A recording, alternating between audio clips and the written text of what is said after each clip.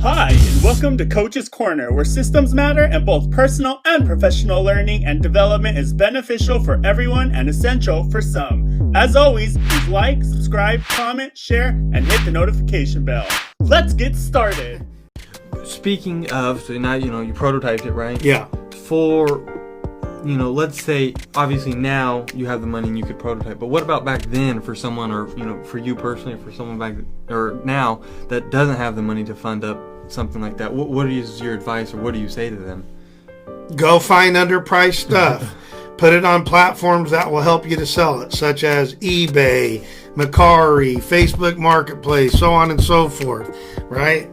Treat the people good. Repeat and rinse. Do the same process. Get $1,000 in your pocket. Take the $1,000 in your pocket that you got basically for free. Take that money. Go and invent your own product. It doesn't have to look good. Masking tape, electrical tape. Go and do something that's a prototype or a protocol. If you can't do it because it's above your pay grid, then go find somebody. There's plenty of people out there that for pennies on the dollar will create your first product. Then go ask your friends about it and just say, hey, give me the honest answer here. If this sucks, tell me it sucks. If this is amazing, tell me it's amazing. And so we did a new company. Yeah. So this is the process I go through. Right. So we had 4 logos, right? And so I give it to my inner circle, and guess what they say? Everybody likes a different logo. Yeah. Okay. So then most people would go, ready, aim, on your mark. I'm like, whatever. 10% of the time I make executive decisions, right, wrong, or indifferent. 90% of the time I listen to the people. Yeah. Right? 10% I go, okay, I like that one, screw you guys. Right. But most of the time you'd be surprised how many people like the same thing. But there's a lot of subjectivity in there. Yeah. I learned that word. That you did. I don't know if there's subjectivity. I don't know if that's a word, but I learned the difference between objective and subjective. I'll forget it by tomorrow. But you learned it right this second. I know what it means. That's awesome. Well, thank you. So now we're going to move into the last section, which is what I would call entrepreneurial behaviors. So the first question is that I think you have yourself, who's an entrepreneur who likes to help people and wants to help people. Yes. Then you have the others who are in it for themselves and want to make money and that different thing. Yes. Is one more right than the other? I think so. Okay. I mean, I think if you're a donkey, which is what I would call a selfish prick, then I think you may win in the short term. But I'm going to guarantee you in the long term you won't win. And when I mean long term, I don't mean necessarily just on this earth. Yeah. I mean, everybody thinks differently about that, which is fine. Right. But my wife calls it karma and all this stuff. I just think that donkeys typically become jackasses, but there are some donkeys that become, thoroughbred ponies. What are those Clydesdales, right? Yeah, I believe so. Yeah, the Budweiser guys. Yeah. That's another endorsement possibility. Yeah. But so I mean, for me now, but I don't know. That's you asked my opinion. Yeah. Right? I do not judge. Right. I have a lot of opinions. Yeah. But to me, and the difference is, you ask me, I'll tell you what I think. A judgment says, oh, it's right or wrong or bad or good. I'm not that guy. I don't know what's right for you may be wrong for me, and vice versa, and whatever. Yeah. But for me, I think that you help enough people, you're going to be more than happy with your pocketbook. Right. Right. And if you're not, who cares? You helped a bunch of people. Yeah, you helped a bunch of people, and one day you'll be rewarded. Right. Right. I tell everybody, when you go to heaven, and you see the person with the largest crown and the bunch of jewels, it'll be my wife, because she had to put up with me. Right. Yeah. But you know what I'm saying? Like, to me, that's way more important than this other stuff. And I think people know, like, right? No. Like Malcolm Gladwell, in a blink of an eye, if that guy's legit or if he's full of crap or whatever the case may be. Yeah. And of course, we're all going to put our, best foot forward on camera. Yeah. But I got as many problems as everybody. Right. But one of them is not doing something. Yeah. Right. I got plenty of other problems, but I'm going to go do something. I'm going to stumble forward with ignorant enthusiasm. Yeah. I love that saying. That's a great saying. It's a great saying. So not including circumstances like the mother against young Yeah. covers or Jesus taking you over, because that could happen. Yeah, Jesus smacks you and you're going to change. Yeah, exactly. Do you think... I think someone that likes to help people could easily turn to someone who just cares about money. Sure. Versus, I think, and maybe not, it'd be tougher for someone that only cared about money to change to only helping people, or caring about helping people. But do you think that it is possible, not including those things, for that person to change over? Yeah, and you're saying without a major circumstance. Yeah, something crazy. Of course, and I think a lot of people that may have the appearance of being selfish and money driven and all that stuff isn't the case at all. Right. Like I said, one of the guys that I listened to, or mentor, I can't remember, he was saying that. He was saying, look, a lot of people are like, well, I got this great idea, but it's not my passion. He's like, so what? Go make up millions of dollars and then you can make it, you can help passion, whatever. Right? Yeah. Absolutely. Help make it your passion. So let's give an example of that. So let's say I was money driven, focused, over here, but I knew one day I was gonna, look up and I could come over here and help more kids. Yeah. Right? Mm-hmm. Now I decided to do it the other way. I just wanted to help kids. Right? Yeah. That's what I did. And then I became this entrepreneur. Now I can help more kids.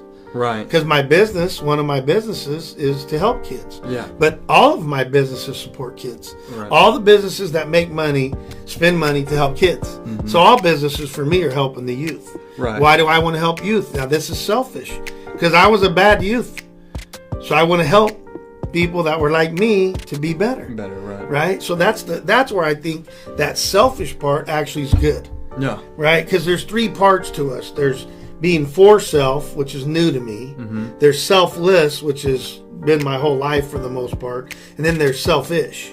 And so when you're a little kid and they ask you like, hey, share your toy, I didn't tell my kids to do that because that's like an extension of who they are. Yeah. It's like, oh, here's my microphone. You and I can process that. Yeah. But a kid's like, no, right. I'm not sharing my Superman. You can kiss off. Yeah. Right. And so, and people do these things with kids, and I'm like, no, or like when I be in the old Kmarts and stuff, man, they used to hate me in there. So the lady would say to their kid, if you do that one more time, I'm just gonna die. So I go and get real close to her. About the fourth time I heard that, she's like, what are you doing?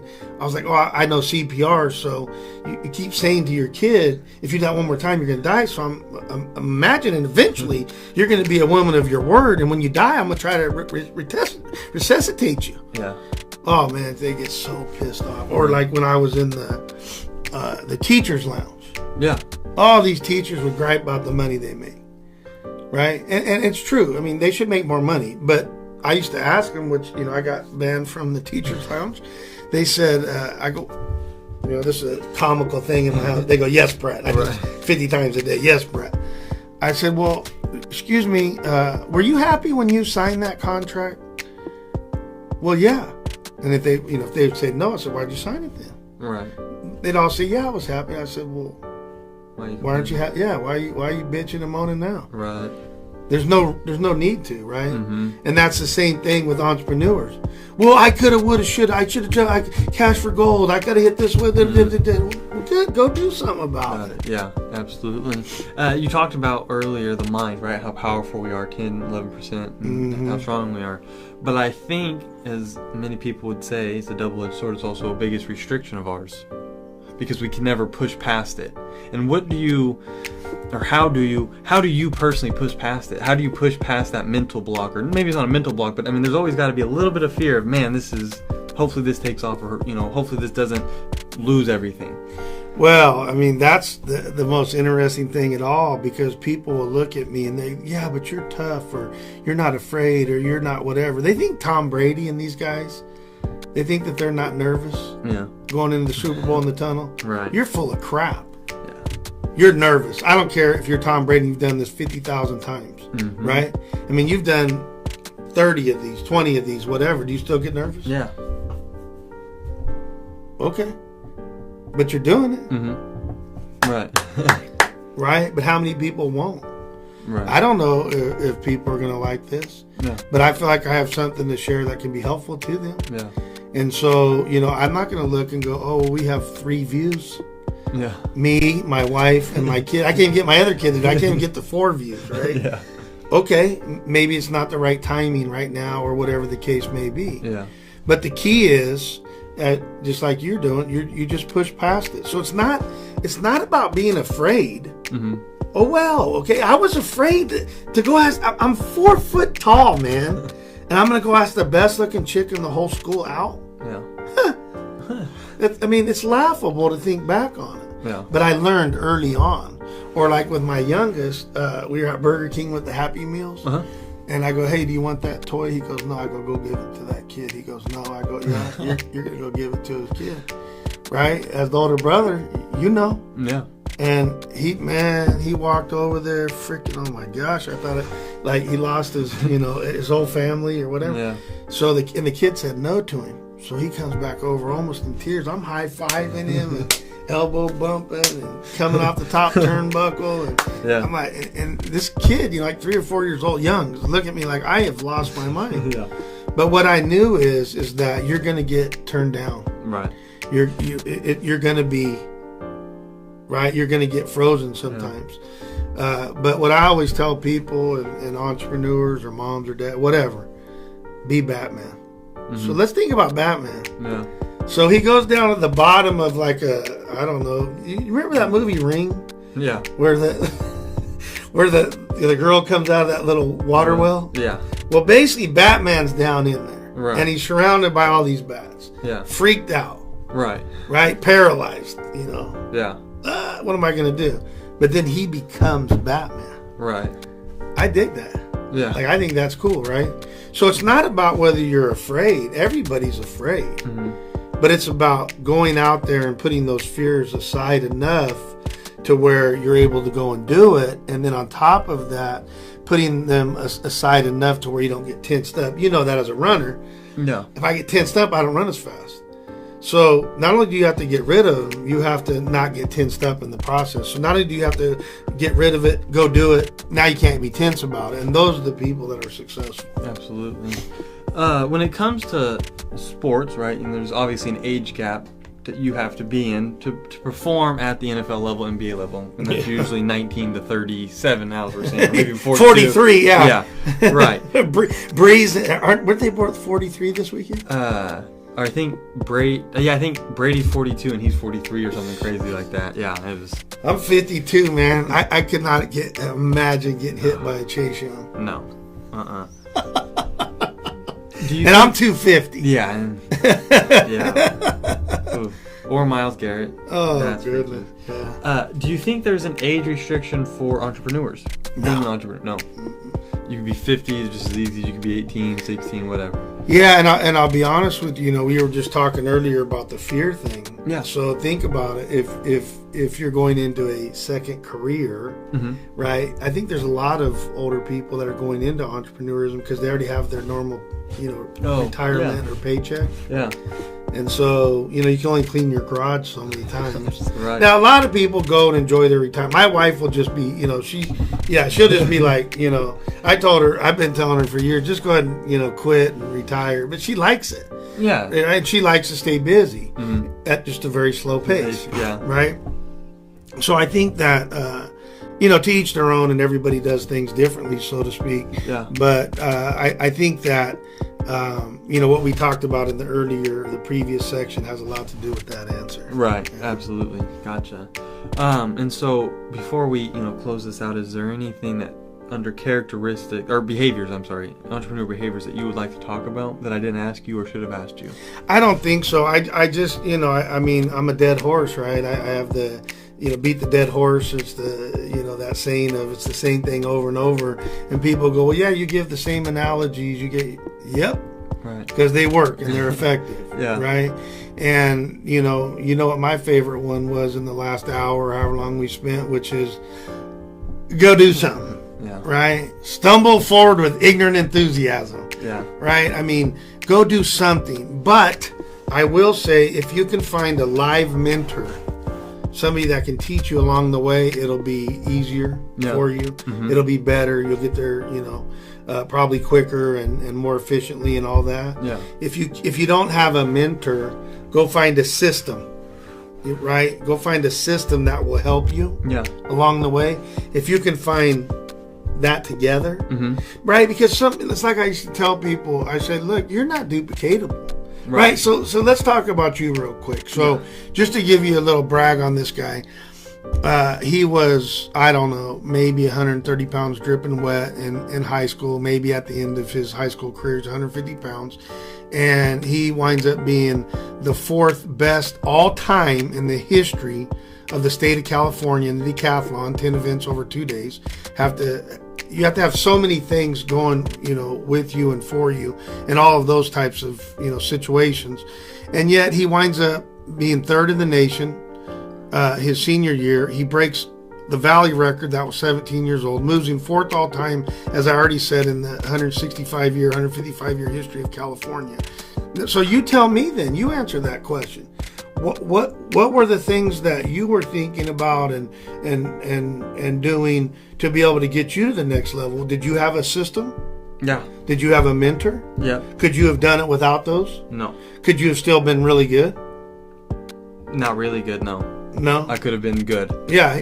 So you would have been good at your league. Yeah. Right. You'd have been like a good league player. But when you went to Valley and/or State, That would have been tough, and the nation would have never even happened. Mm-mm. You'd have never made it over the hill No. to Los Angeles. Nope. Right. And so that's what I tell people. And I think there's a lot of people that want to help people. You just got to go ask. But getting over that fear again, to go ask. But to me, that's the main thing. Find a mentor, find a system. You saw freaky athletes going nationwide. Yeah. And did they need a system? Nope. No.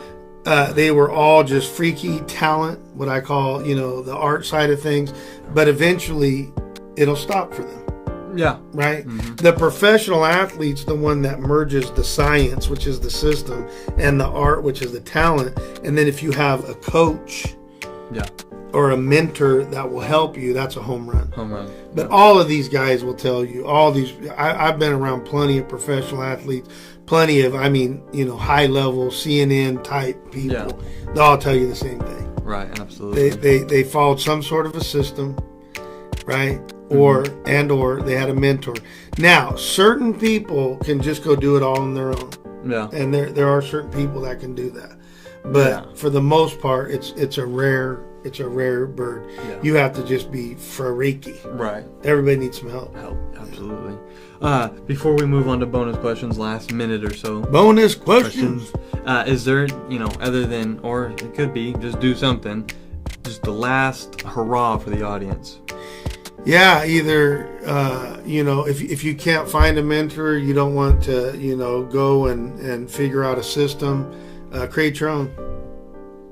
Start with mindset, do something around getting organized, go do it, collect some data on it, thoughtfully advance. Obviously the system has more to it. Yeah. But in the end, that's what it is. That's what it is. Yeah, I would say, so if there's 2 things, I would say go do it and do it within a structured system. If you happen to find a mentor that can help you, you're in, baby. You're in, baby. Yeah. Awesome. Well, thank you. If you need to contact Brett or Coach, please do so on his social media accounts, email, and/or text. You can find that information in the description below. Again, please like, subscribe, comment, share, and hit the notification bell. Thanks, and we hope you enjoyed.